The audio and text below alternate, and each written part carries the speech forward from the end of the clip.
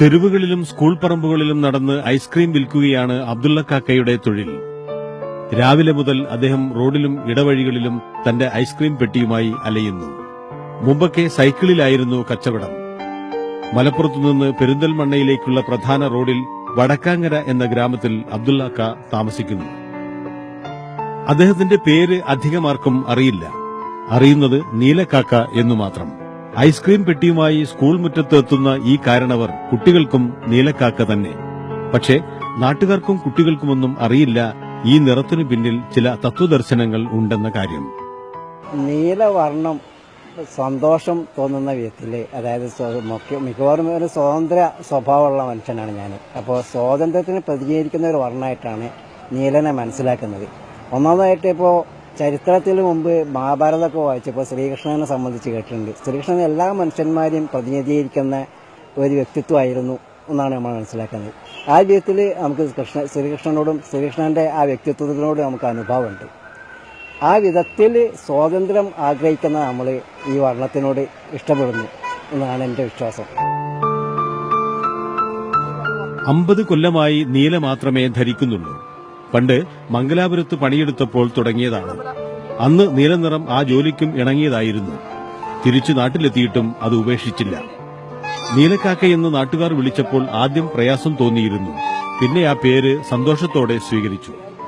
ആദ്യകാലത്തൊക്കെ നമുക്ക് എങ്ങനെ കുട്ടികൾ വിളിക്കുന്നതിനോട് വിരോധം തോന്നിയിരുന്നു. പക്ഷെ പിന്നെ അതിങ്ങനെ കാലക്രമേണ ശീലമായി വന്നു. കുട്ടികൾ വിളിക്കുന്നത് പോലെ തന്നെ ആയിക്കോട്ടെ എന്നുള്ള അനുഭവത്തിലാണ് പിന്നെ ആ നീല ഷർട്ട് തന്നെ വീണ്ടും വീണ്ടും ഉപയോഗിച്ചു കൊണ്ടിരിക്കുന്നത്. അതിനോടിപ്പോൾ വിരോധമൊന്നുമില്ല. നീലാക്കാൻ തന്നെ അധികം വിളിക്കല്. അയസുകാക്കാന്ന് വളരെ ചുരുക്കം കുട്ടികളും ഉപയോഗിക്കലുണ്ട്. അത് കൂടുതലും കുട്ടികൾ നീലാക്കാന്ന് തന്നെ വിളിക്കുന്നത്. പ്രത്യേക നീല ഡ്രസ്സ് തന്നെ പിന്നെ നല്ല സ്വഭാവമാണ്. എപ്പോൾ എന്നാലും ഐസ് വരും. ആരും ദേഷ്യപ്പെടുത്തൊന്നുമില്ല. നല്ല സ്വഭാവത്തിൽ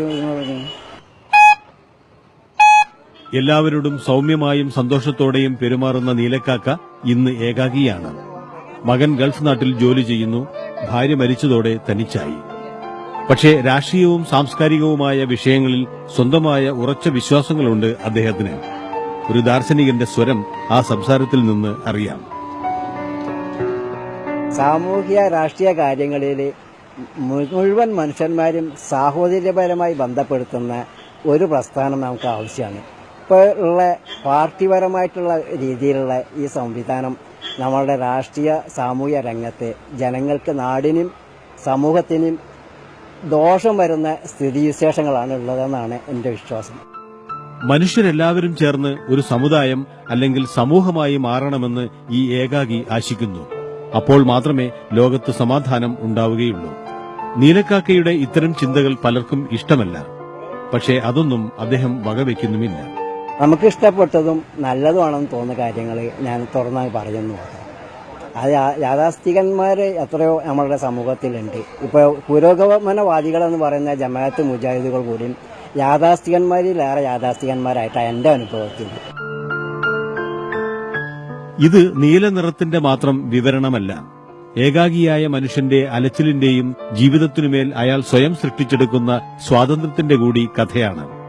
മറ്റുള്ളവർക്ക് മധുരം വിറ്റ് കൈപ്പേറിയ സ്വന്തം ജീവിതത്തെ മുന്നോട്ട് കൊണ്ടുപോകുന്ന ഒരു മനുഷ്യന്റെ.